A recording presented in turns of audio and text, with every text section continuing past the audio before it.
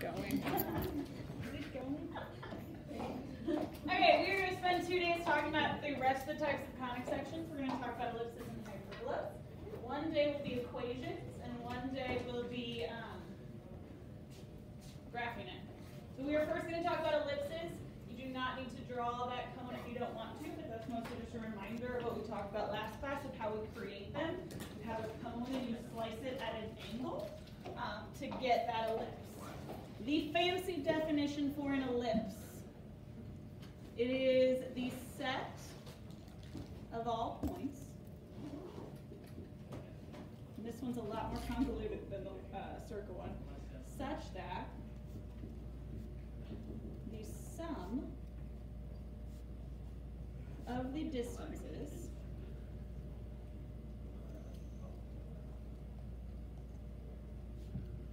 to any, or from really, from any point, sorry.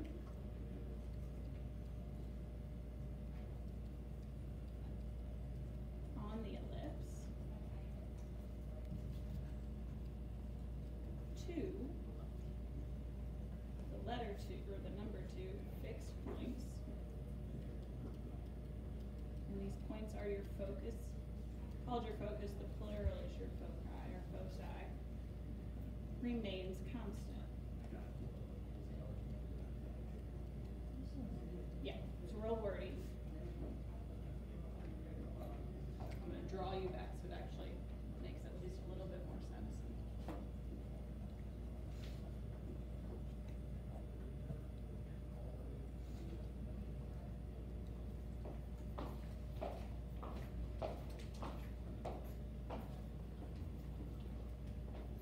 And I'm going to watch a video where they show you it. You're welcome.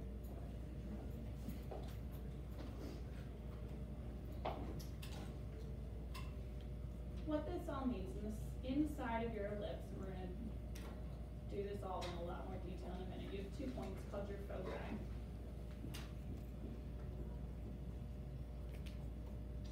And what all of these words mean, if you pick any point along this ellipse, so say that one, the total, the sum of that distance, this first one, to one focus, and the distance to the other, this sum, if you add it together, is the same as the sum for any other point you would draw in this circle. Okay, however far it is from both of them added together is constant no matter which one you pick. No matter which one, it's always true. I'm going to show you a video where they illustrate that for you, but the sum of the distance, so the individual distances will change, but the sum between the two will be the same no matter which part you pick. No way. Which is why I have a video. So I'm going to show you. This should help, and then let me know. Alright, so this guy's going to draw you an ellipse. Look at that. An easy way to draw a perfect ellipse. And what you'll see, he has 2 toothpicks that are going to act as his foci, his focuses. And this rubber band will help him to draw it. And the rubber band is what's going to keep the total of the distances between the foci the same. So when he does it, he's going to hook his big marker into that. Do it like this? Huh? We have to No. This is just to show you how they did it. This is like to show you that the distance does remain the same. You can draw So that slack in the rubber band, or whatever it is, it's not a rubber band, it's a string, will remain constant all the way through. And when he draws it, it's adjusting it around. But again, the total distance between that point and the 2 foci are staying the same. And when it goes all the way around, it makes an ellipse. Now, it is a little skewed on my board just because of the dimensions, but if you look at my computer screen, it is very clearly an ellipse. An oval? An oval is the other word. That doesn't look like an oval. So look at But that. that That's what look over there. Yeah, and it still says. Should we show them? You go show them, Lizzie. Here, guys, I feel like she thinks that's what it looks like. I don't. It's an oval. Uh-oh. Okay. Put it back up more too, because you can see it up in the screen at first. I'm trying to.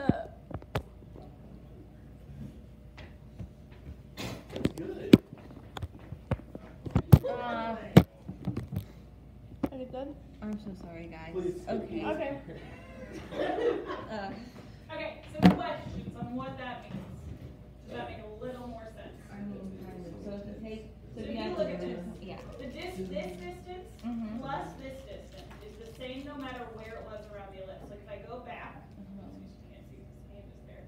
This distance and this distance is the same as it was over here because this slack, this part in the middle, remained constant, which meant this total remained constant. Okay. And everywhere he went all the way around, it was the same. Wait, but like, your oval was more like smaller. So you can make them different sizes based on where your foci are, and it will change your shape. So when we graph these next time, you're going to see that, like, depending on where your foci are and all the different parts we're going to talk about, it will be either a skinny ellipse or a fat ellipse. It's almost a circle or whatever. Okay. So it will change shape. Yes. So your ellipse wasn't perfect. This one's perfect. No, but yours. Mine was absolutely. Well, I mean, if the computer tried to make it Okay. perfect, my points were probably not perfect. Correct. Okay. Questions there? Okay, what we're going to talk about in depth is all these little parts then and how you would write these equations. The first thing we're talking about is the parts of an ellipse. You can sketch those pictures. It doesn't need to be perfect. I am going to label it so you can see. With ellipses and with hyperbolas, you will have two different types that we named very creatively. This is a horizontal ellipse. This one is probably what? Vertical. I know. There we go. It is very creative. Okay, I would fill in those dots where they go. We're going to use this picture a couple different times, this slide and the next slide, to talk about all the information. On this page, I'm going to define everything, and then on the next one, I'm going to give you your actual equations for an ellipse.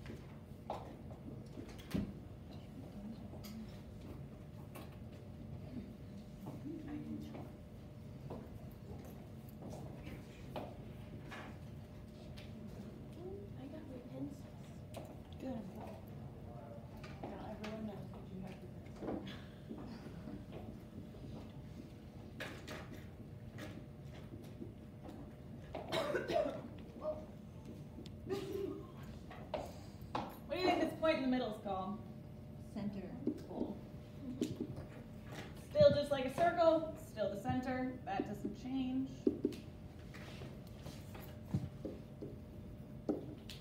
Your center is the point where your axes intersect. And your axes are those two lines that I've drawn for you. You can define those too. Do they all have like the same parts? Yeah, mostly. Mostly. Like between the left and the right? Yes, Yeah. completely. Yes.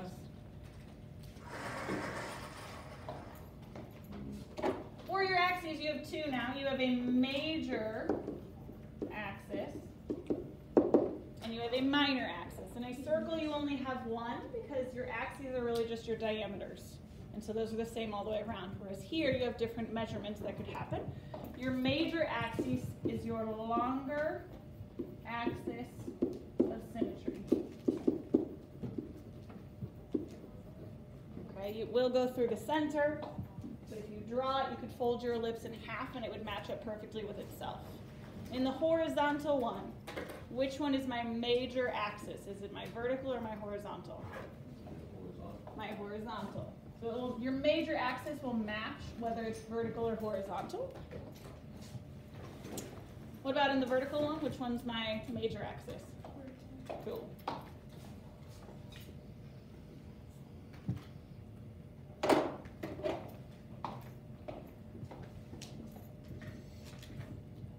what's your next one called then?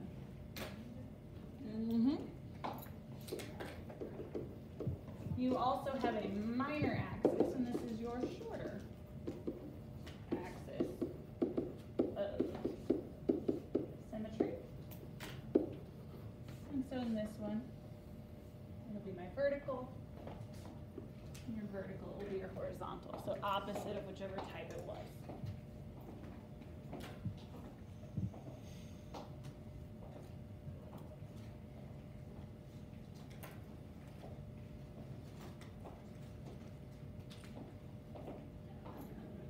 You have points at the end of both your major axis and your minor axis that we have to name and we'll find and work with.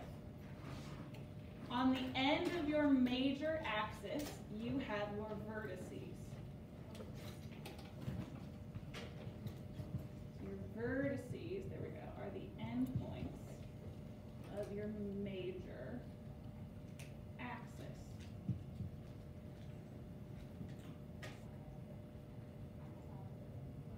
What's the first word after vertices? Endpoints. Got it.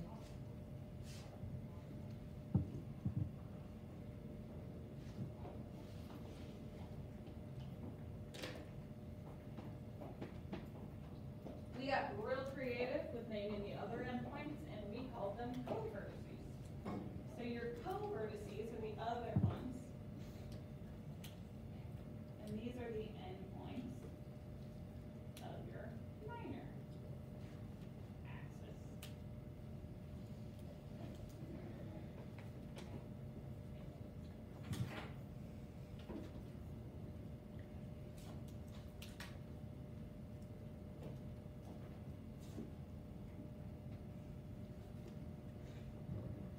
Last but not least is your foci. These were those fixed points from your definition, and they are always on your major axis. So my foci are on the vertical axis if it is a vertical ellipse, and they are on the horizontal axis if it is a horizontal ellipse. So there's those fixed points that we talked about in the definition and how we found this ellipse in the first place. Those are the points you based it off of. Cool? Cool. Good. On the next slide, I have the exact same pictures, but we're going to tell you what your equations are for all of this. So if your picture's already really muddled with all the words and colors, I would draw yourself another smaller one below it. They will be the exact same. Yeah. Okay, so these are the exact same ones. If you don't want to draw it again because you have space to write on it, you're fine. But I'm going to give you your parent functions basically for these equations, your standard form that we will look at. Come on, here we go. They're similar, but you do have a different equation for your horizontal than for your vertical. They are extremely similar.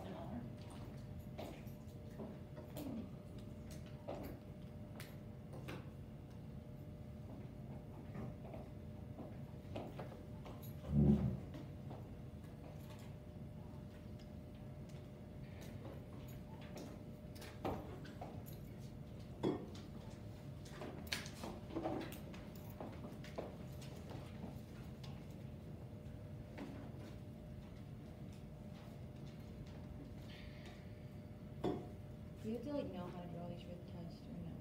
So you will graph them on the test. Now, that's part of why we're going to take 2 days for each conic. Like today we're just going to talk about all these characteristics and how you tie them together and write the equation. The next time we're going to graph them. So we will take 2 days per conic to make sure you're good. By the time you get there, you'll be fine.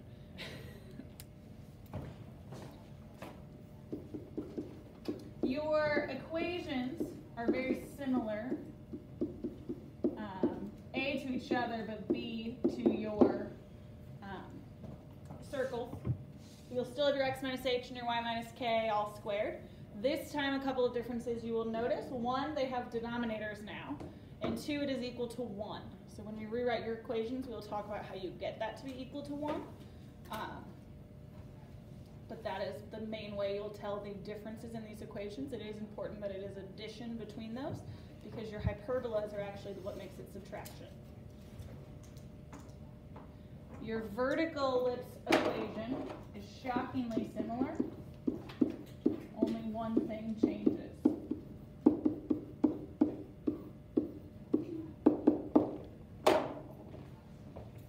What changed? The B and the A. So I'm going to talk about what those mean and how you tell what all of these letters are. You're actually going to have one more equation in a second. But first I'm going to define what in the world this is talking about.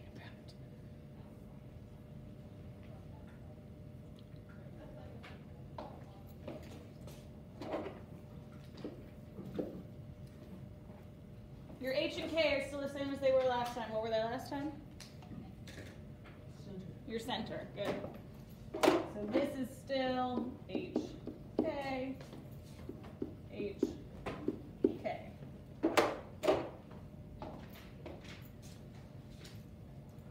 A is the distance between the center and a vertex. One of your vertices. It will be the same distance, so it doesn't really matter which one you pick. What that means for you here, this will always be your major axis. If it's going from your center to your vertex, that's your major. That means it is your longer one. So for example, in this picture, that is A.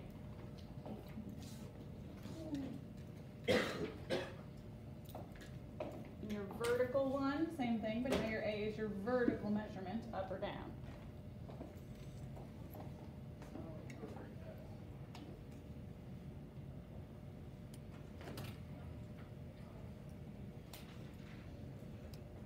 What do you think B is then? The other one. The other one, yeah. At first I think I said B over 1, and I was like, I don't know what you're talking about. Yes, the other one. It is your distance between the center and a covertex. Again, this distance will be the same to either covertex, so that doesn't matter, but this is along your minor axis. This would be B or B.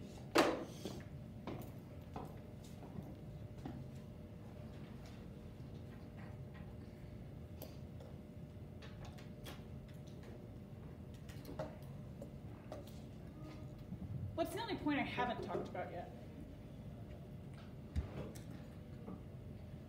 The ones that aren't on The ones that aren't what? are all the way on the edge and on the major axis. Yes, so what are those called? Your foci. Your focuses is the only one that's not up here, and you still need that one to do a lot of this.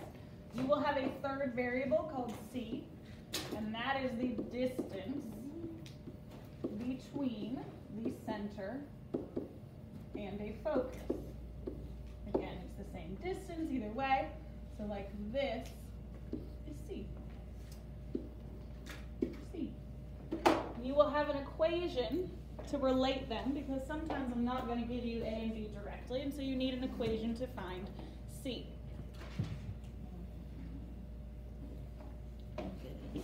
Your equation for C in an ellipse, this will change for everything else. One of them's plus, one of them's minus, this one's your minus. Your equation for C is A squared minus B squared. And that will come up when we're actually solving these.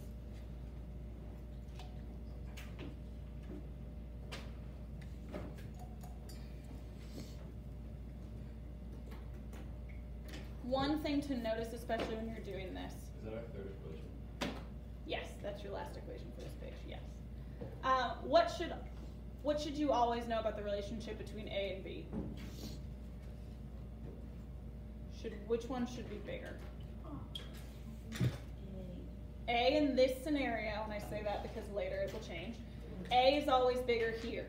If A is not bigger, first off, your C equation won't work because you're going to have a negative length, and that's an issue. Okay, but A will always be bigger because it is your major axis versus your minor. That is how you will tell the difference between whether it's vertical or horizontal when I give you an equation. The bigger denominator is what controls the shape of your ellipse. Does that make sense? Okay, so the difference here is that A is always bigger than B. So that is how you will tell the difference between the two equations. And then it comes into play with C also, because if your A was smaller, you're going to have a bad time there. Questions? So what we're going to do next is just write some equations. You're not going to graph anything today. We're going to like sketch things so if you think that helps, but you're not going to actually graph.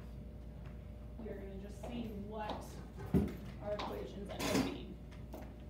Cool?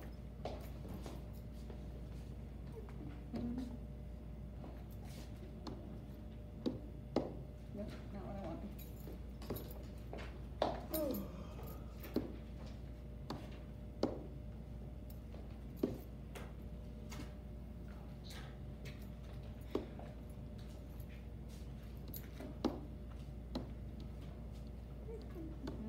So what we're going to do today is I'm going to give you random information, and you are going to write me the equation for that ellipse. It didn't pin it.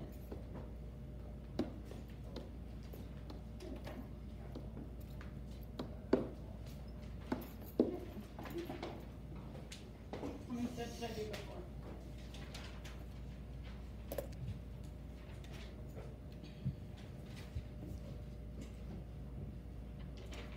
When I did this before, I did 4 steps.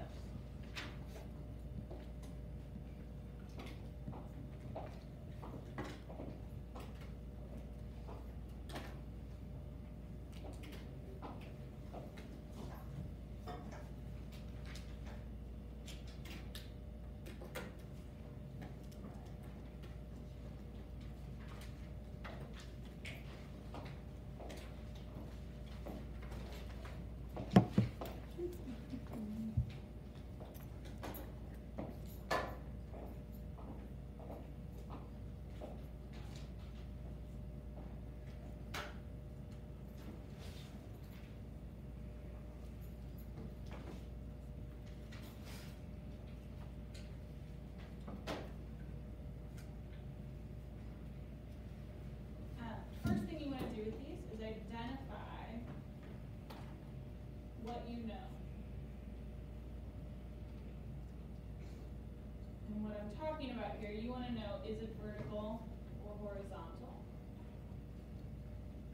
Do you know H and K? Do you know A, B, and C? What do you know? What do you need to fill into your equation? Very rarely will I just directly give you what you need and say, here you go, have fun, bye. I will make you find at least something. What can help a lot here is to sketch a picture. And if you're visual, that can help you to figure out what's happening. This picture by no means needs to actually be to scale. It's mostly to figure out what's happening so that you know whether it's vertical, horizontal, things like that. If I plot the vertices, will they be above and below each other or left and right of each other? Good. Again, this does not need to be to scale. That could be 1/16 and that could be 1/2, correct? You're just approximating. Frankly, now I can erase this entire bottom part. Irrelevant. Okay, I also gave you the foci, and those are also above and below each other, which is good. What this really tells me is what over there? Does that answer my first question of things I want to know? Yeah, what is this? Good.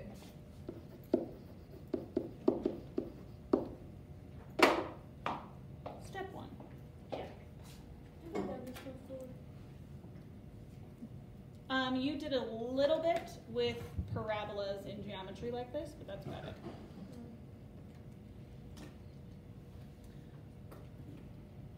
Can I find my H and K, my center, from that information? Yeah. Probably. What? Did you just find the midpoint of the vertices? Is it your center just dead center? Yeah? Okay, if we find the midpoint of this, it's going to give you the center of your ellipse. So find that for me. Where is my center at? Oh.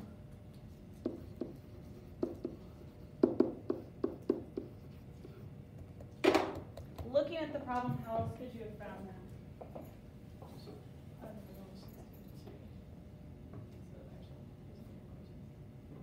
Yes, but that's going to do with the equation in your head, right?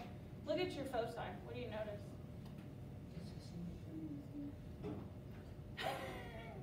What they gave you there in your foci, because it's a radical, do you see how they just like left it as 9 plus and 9 minus that radical? Okay? There's always going to be hints for you throughout, and if you notice stuff like that, that is your center. You can absolutely calculate it with midpoint or just knowing what's halfway between 2 and 16, but your foci there also directly told you. Okay? Just because they didn't actually add those together, because it's a radical, they're going to keep your answers exact. Questions there. So now we know H and K. What do we know between A, B, and C?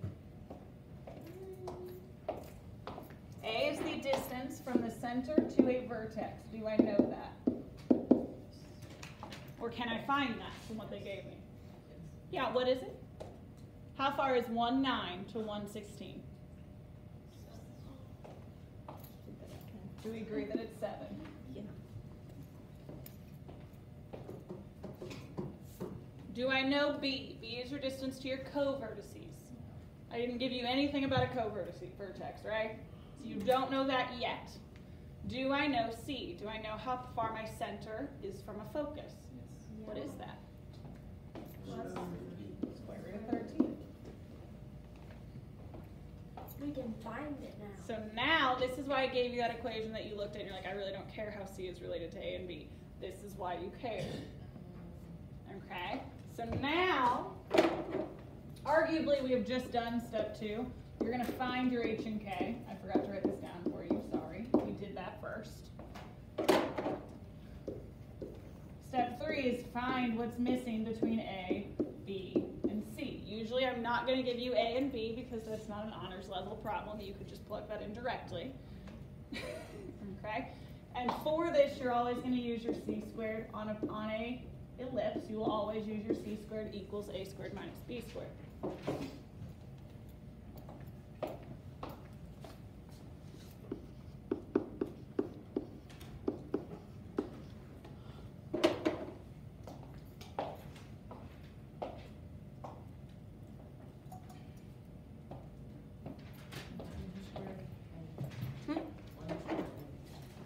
Because your formula tells you to. So I squared both of them. What do you get for B squared? 36? So B is? Cool. Do I now know everything I need to write this equation? Yeah. So your last step is to just write the equation.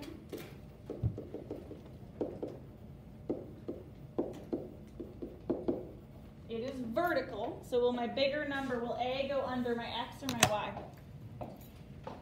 You sound uncertain, so I will just pause for a second.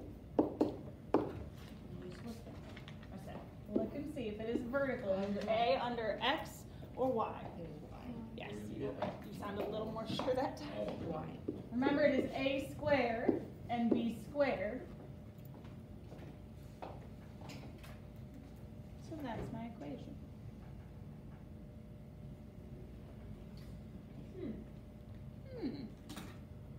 You're done? That's done. Yeah. That's it? Yeah. Is that like all it's on here? Pretty sure I have somewhere you have to write the equation from. No, I saved that for next time. Yes. I'm going to give you different information. So we're going to do a couple more, just where like I give you your co-vertex and a foci or something different, and then you go from there. Okay. This is 1. At the, like, It will always be equal to 1. always. Your standard form of these are always equal to 1. Will it like change? Like ever? So next time when I make you write the equation given it, when we complete the square and do it, we're going to talk about how you force that. Okay, but today you're just going to write it from the information. Today we're getting used to what all of this means, and I want you to focus here. Next time we're going to talk about, given this, how do I graph it? Or how do I, given a what's called standard form of your, or general form of your conic, where it's like written out like it was in your warm-up, how do you put that into this so you can graph it?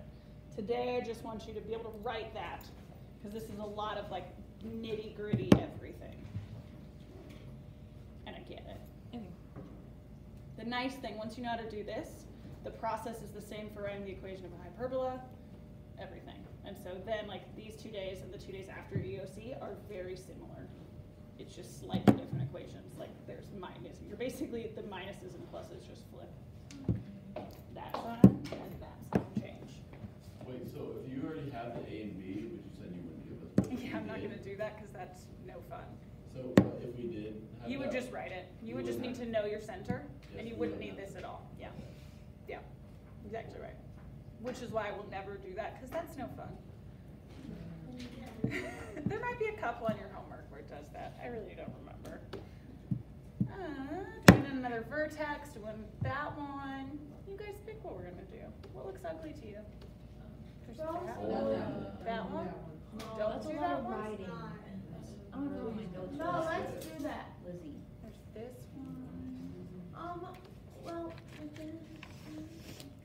Yeah, let's do that. There you go. Write that one down. Don't be afraid of fractions. That's silly.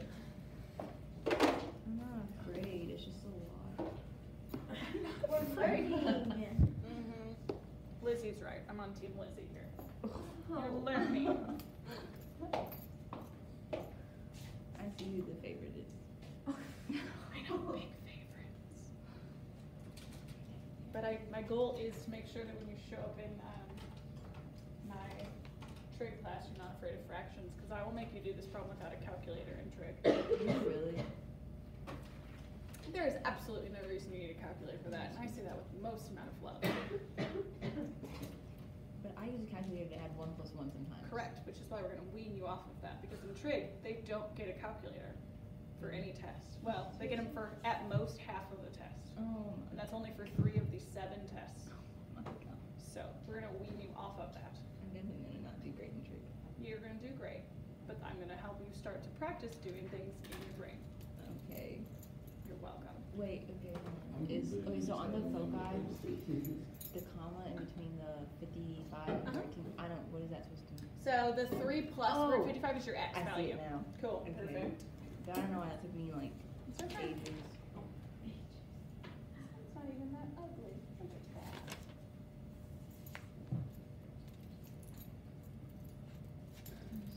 So what I would do, remember, is start to like plot that and see approximately what it looks like. Is it vertical? Is it horizontal? What do you have? Remember, this by no means needs to be an accurate plotting. You're just like, it's like there. Chloe's like, no. Focus more on like, do you go left and right or up and down to plot each of those points. Don't worry about finding negative 13/2, which is negative 7.5, but we don't care.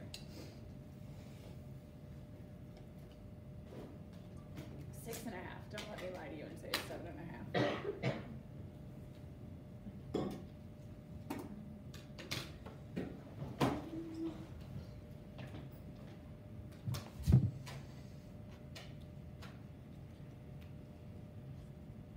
Why does it matter if it's horizontal? Is it cheap? Never mind. Okay.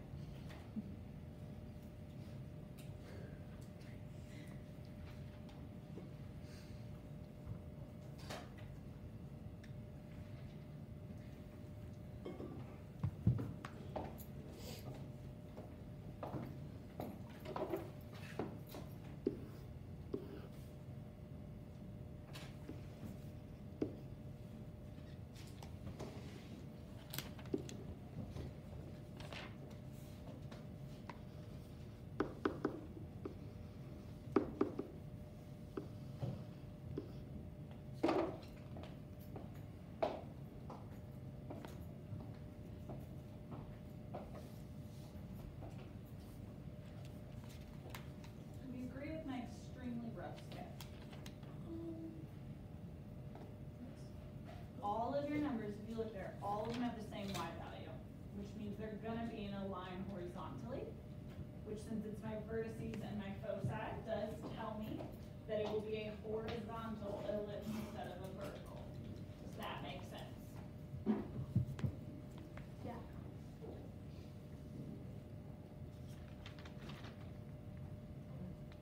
Do I know my H and K, my center? not directly correct. Can I find it? 3, comma, negative 13. Yeah, do you agree? It's gonna have the same y value, the negative 13 over 2. If it's in that same line horizontally, this has to match. And then I'm going halfway between 11 and negative 5. Again, you can kind of cheat it because in your foci, it told you that number plus, which value is this, A, B, or C? The root 55. C. So I know my center is at 3, negative 13 over 2. Questions there?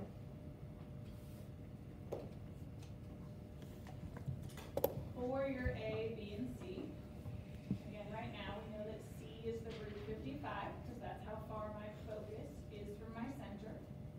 This number right there. And do I have the ability to find A or B right now? First I have to know I can find A, good. Because it's a vertex, not a covertex, this is your A value. The distance from your vertex to your center would be your A. How far is that? From 11 to 3. Again, my picture is not scaled. That center is not actually on this axis, so know that.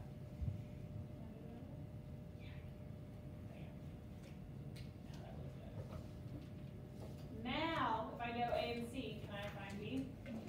Yeah.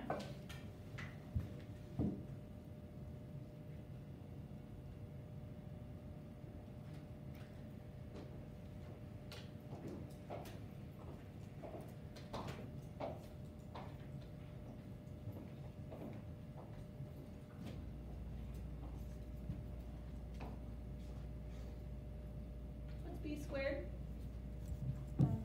Cool, what's B then? 3.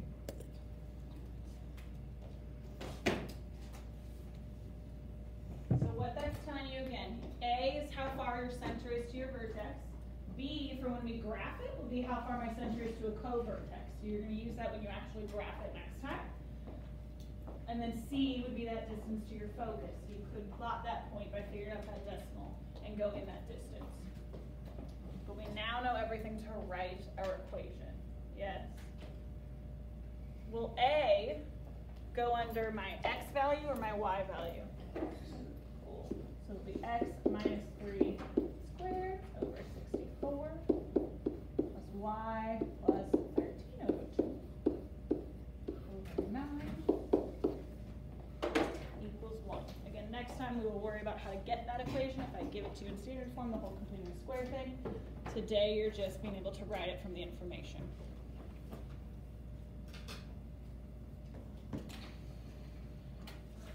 Questions? How do you feel about that?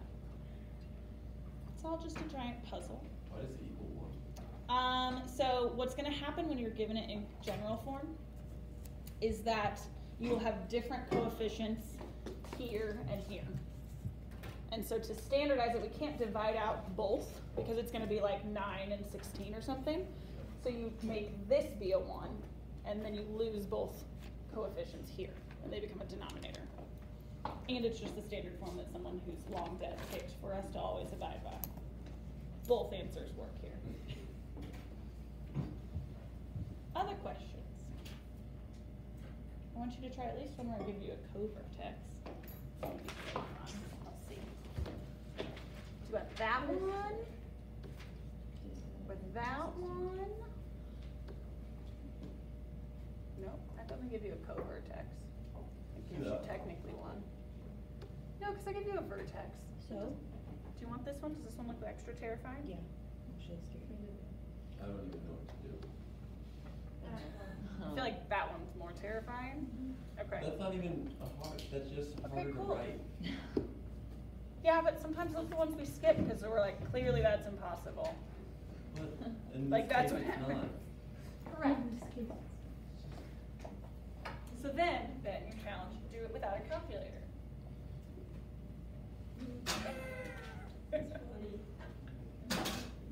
For all of you going to trig, that's good practice. Problems like this, I will force you to do without a calculator. Or Mr. Bell, one of us will force you to do it without a calculator.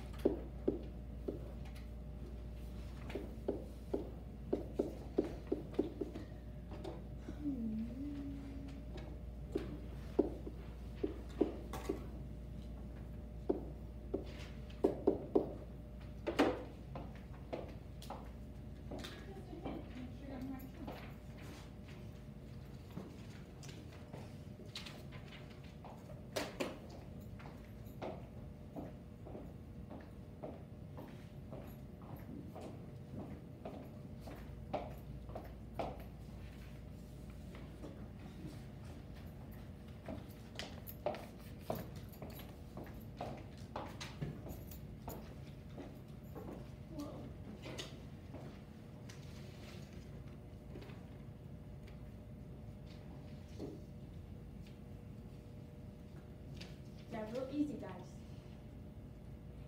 And that's why we're doing this one. Wait. This is gonna be hard to grasp. This is like all. I was saying, you'd have to have those decimals. This, without, you could approximate these decimals in your head and be able to graph it, but you would more than likely need a calculator to get those actual distances, yes.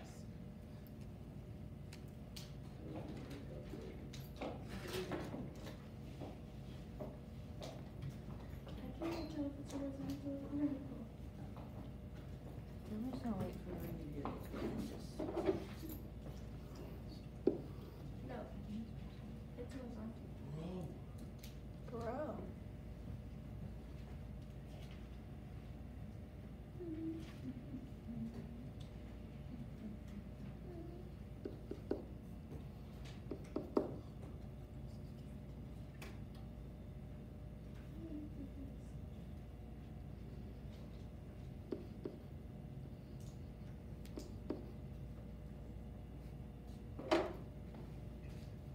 Do we agree with my clearly very approximated points?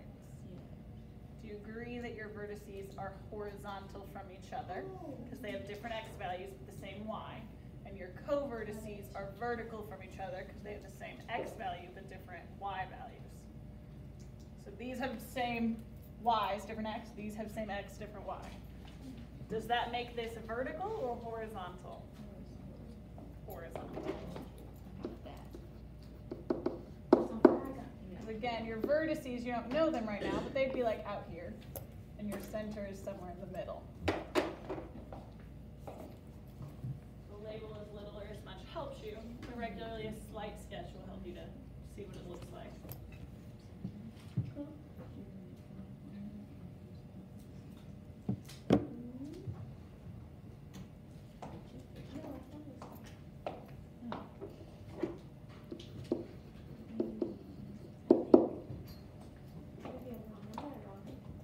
For this one, you can find your center without actually doing any version of midpoint at all.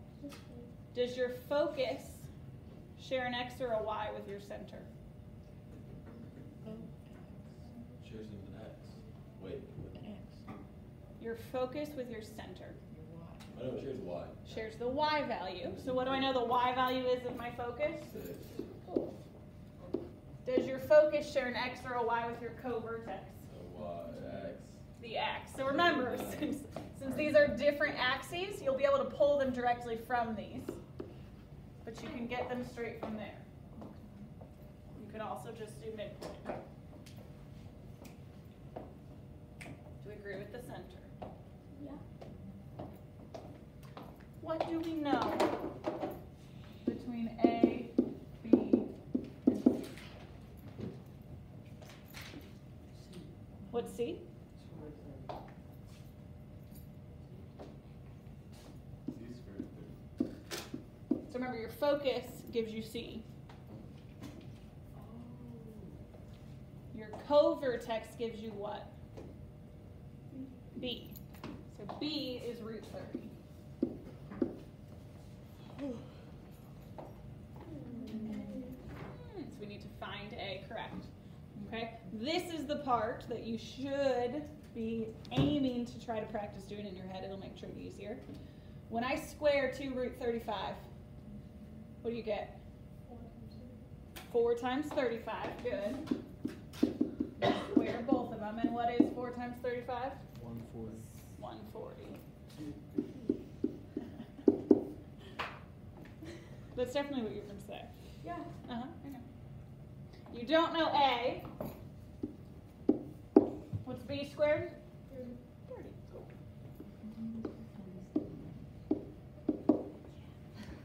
So what does A squared equal? So A is root 170.